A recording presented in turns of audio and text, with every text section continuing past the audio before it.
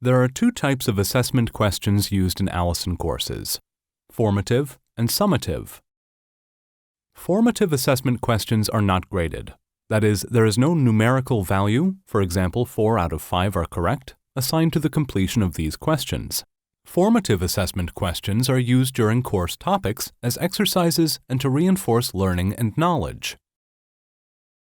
Summative assessment questions are graded.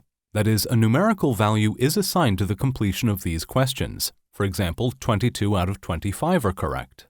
Summative assessment questions are used at the end of course modules and at the end of the course to verify learning and knowledge. All Alison courses must include a graded end-of-course or summative assessment. This is an important part of the product Alison provides, that is, free and verified education.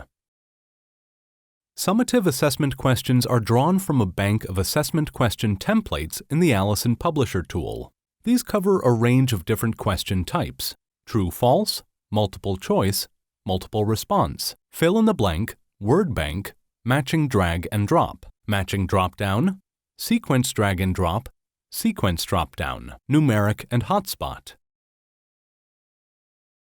The bank of assessment questions in the Alison Publisher tool can be used for formative assessment.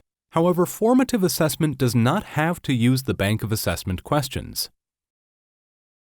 Formative assessment can be produced in many different ways. It can include questions written by the publisher, designed to encourage learners to think about or reflect on the material covered.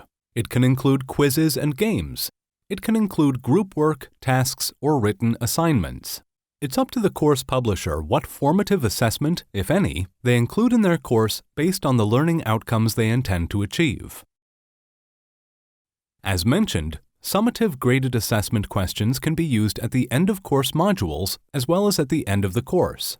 Long courses with many modules often include 2 summative assessments in addition to the end of course assessment. These are labeled first assessment and second assessment. The end-of-course assessment questions can be taken directly from the bank of questions that were produced in the first and second assessments. This can be done by using the Import Questions button under the Create New Question option in the Module Tree Manager.